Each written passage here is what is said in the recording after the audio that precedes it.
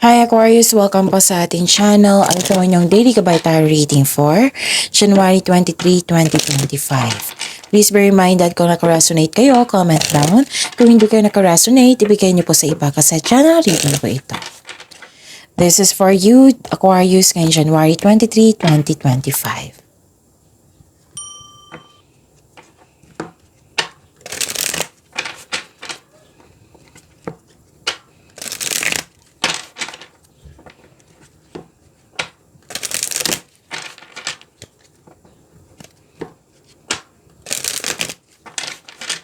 Para po ito sa inyo, Aquarius, ngayong January 23, 2025. Maraming salamat po sa inyong patuloy na suporta at maraming salamat din po sa mga hindi nag-skip ng ads. Gamitin ang reading na ito bilang kabay lamang.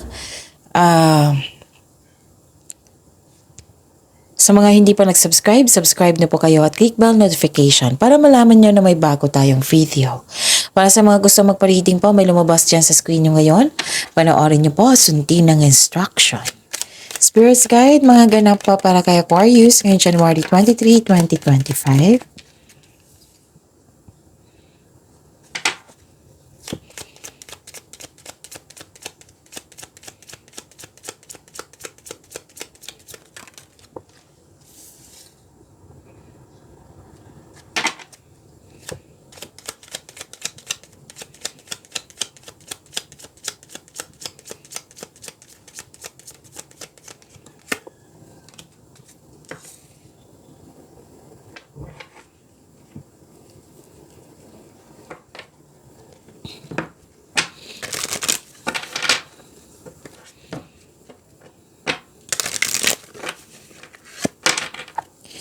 Spirits Guide, mga mensahe po para kay Aquarius ngayong January 23, 2025. I need 2 cards po.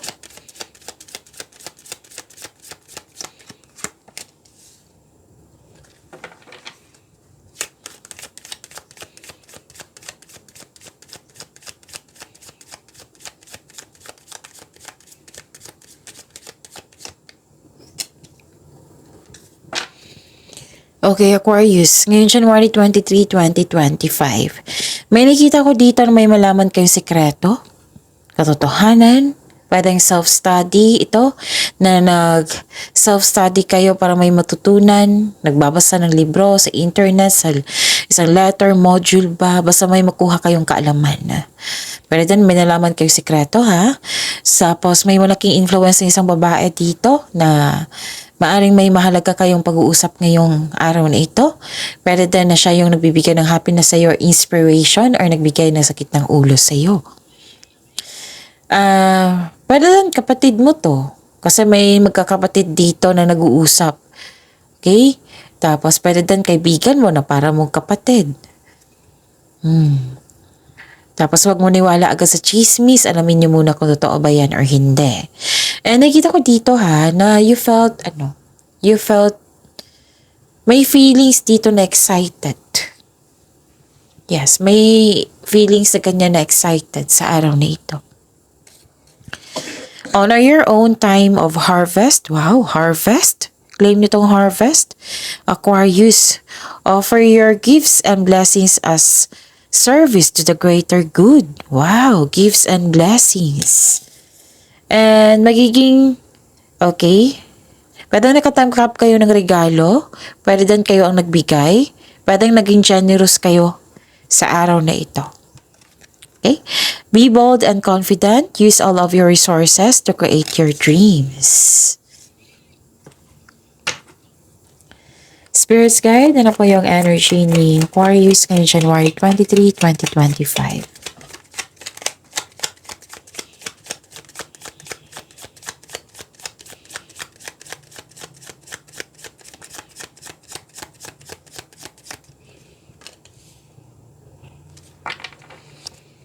And the clarification of this card po.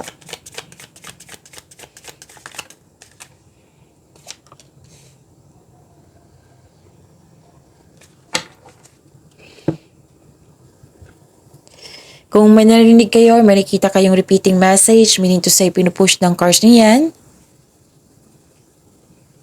Kasi ang ilan sa inyo hindi pa binigyan ng atensyon na kung maaari din po, bigyan niyo po ng solusyon at aksyon. Remember, Aquarius, at the end of the day, alam mo na ikaw lang taong may kakayahan at responsable na gumawa ng sarili mong katotohanan at kinabukasan. So ano yung energy ni Aquarius? Bigla ang pagbabago po. Andito. Bigla ang pagbabago. May bigla ang pagbabago ang parating sa financial man, sa koneksyon sa isang tao. A sudden change na hindi ka takot mag-let go.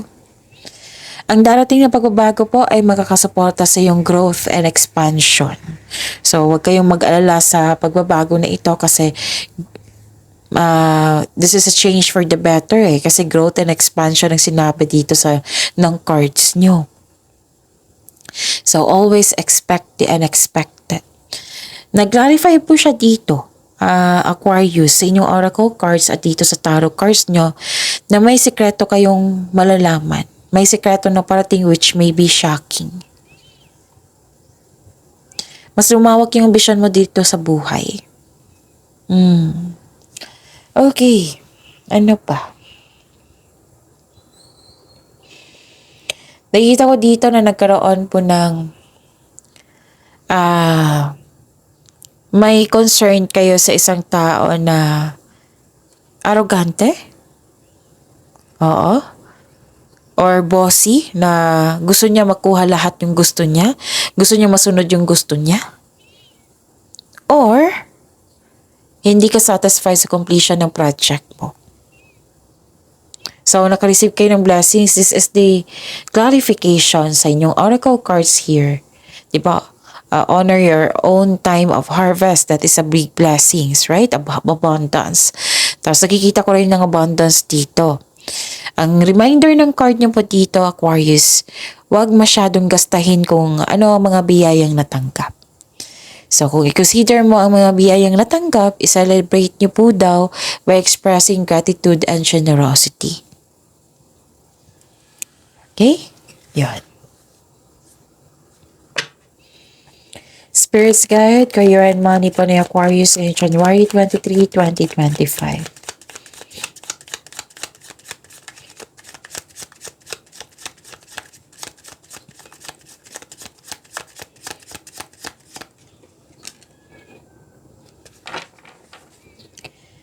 And the clarification of this card po.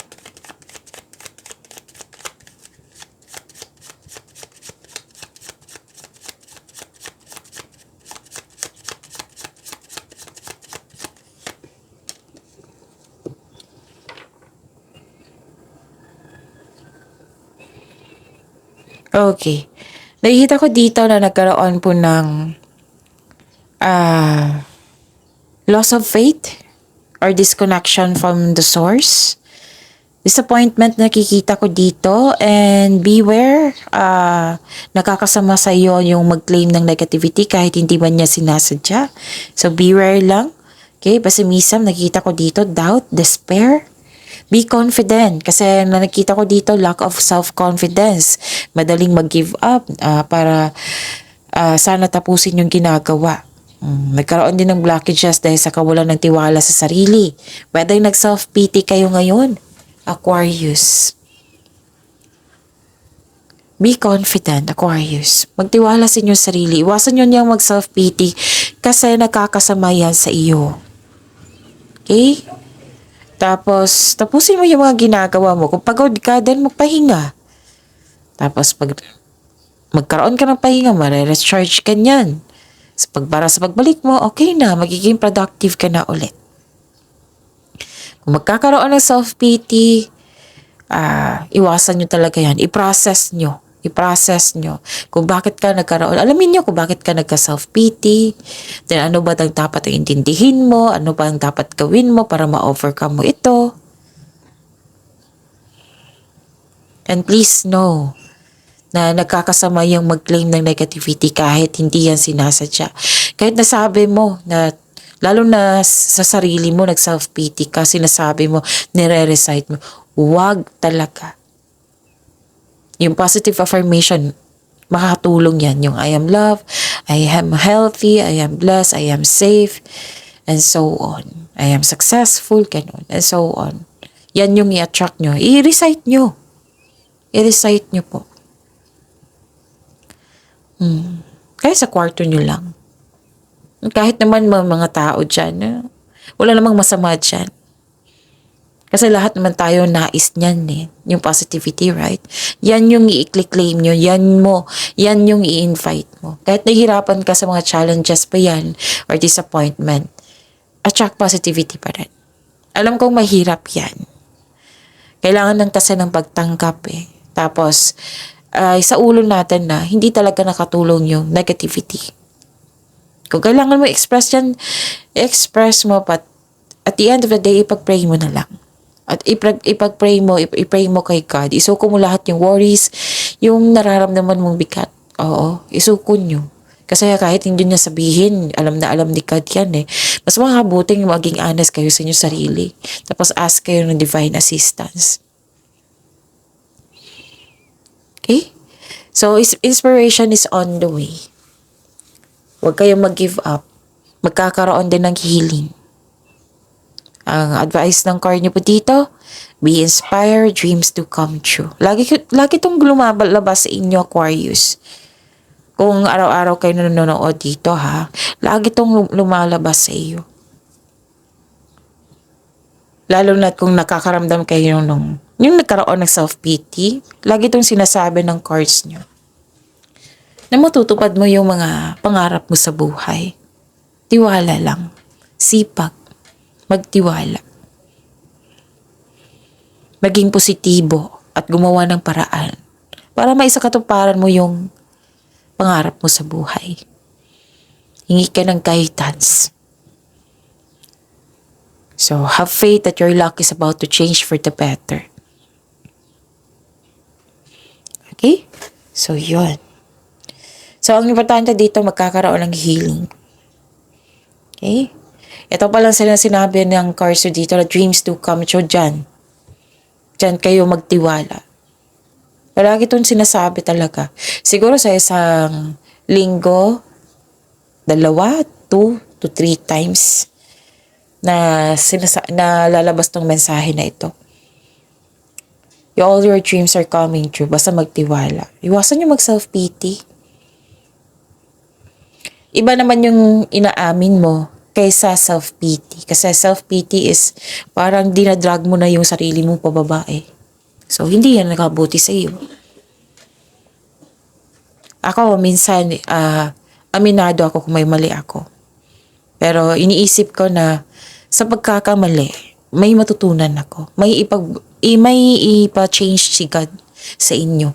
O sa akin na, like, for example, sa pag-handle ng finances, sa pag-handle ng health, sa iba't iba pang concern. Bakit kaya ito paulit-ulit? So, nire-recall ko. Ito pala yung gustong ipagawa ni God sa akin.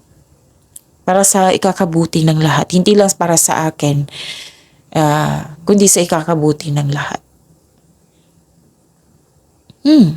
Baka makatulong din sa inyo. Alamin nyo kung paulit-ulit na lang to.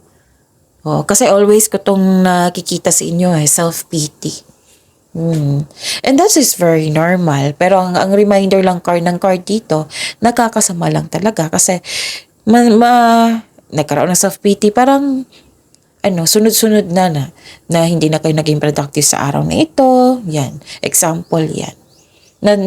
Naapektuhan ang inyong araw. And alam niyo naman, lalapit yung blessings kung may positivity na positive energy flow sa atin, di ba? So, kailangan i-remind ka. That is very normal yung nararamdaman yung Aquarius. That is valid. Pero you have to move forward. You have to make change. Kung paulit-ulit na lang po to ha, time for reflection. Bakit kaya paulit-ulit na lang to? Baka ako na ang may problema. Ganyan ako always. Baka makatulong din sa inyo, Aquarius. Baka may ipagawa si God sa akin. Baka may gustong ipaabot si God sa akin na kailangan ko matutunan. Yun. Pag-isipan nyo yan. Baka makatulong. Okay, Aquarius? Ano pa?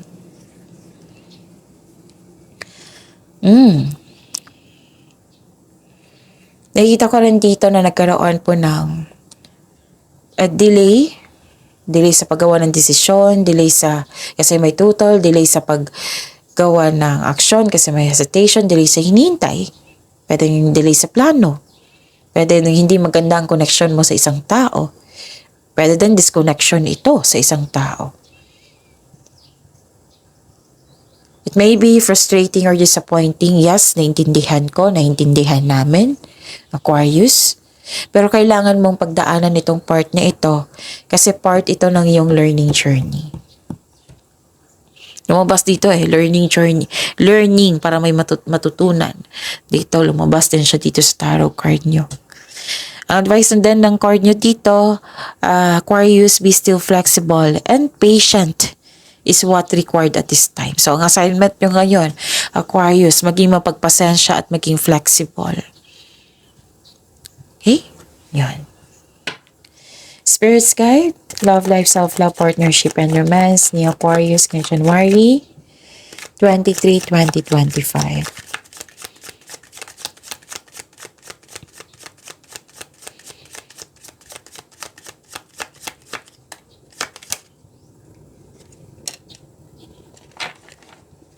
And the clarification of this card po.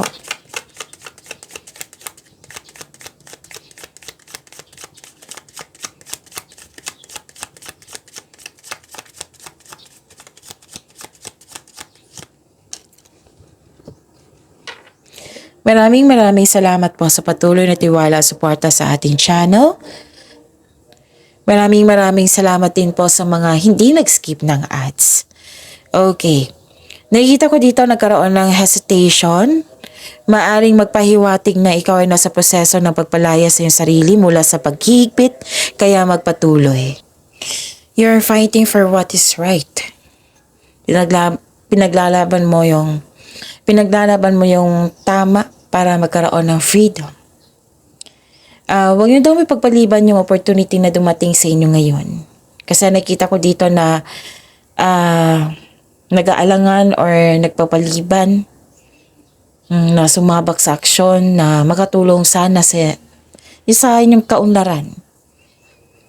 What I meant is yung opportunity na dumating na huwag niyong ipagpaliban kasi magbibigay ito ng may potential magbibigay ito ng kaunlaran.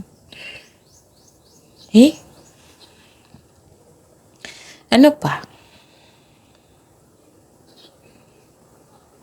This is releasing. At nagkaroon ng hesitation. So, yun. Huwag nyo daw ipagpaliban. Sabi po ng card. Ano pa?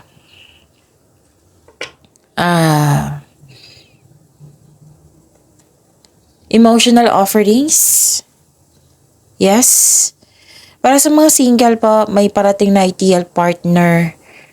Oo. Ang sabi ng card niyo po dito, nakilalanin mo ng mabuti.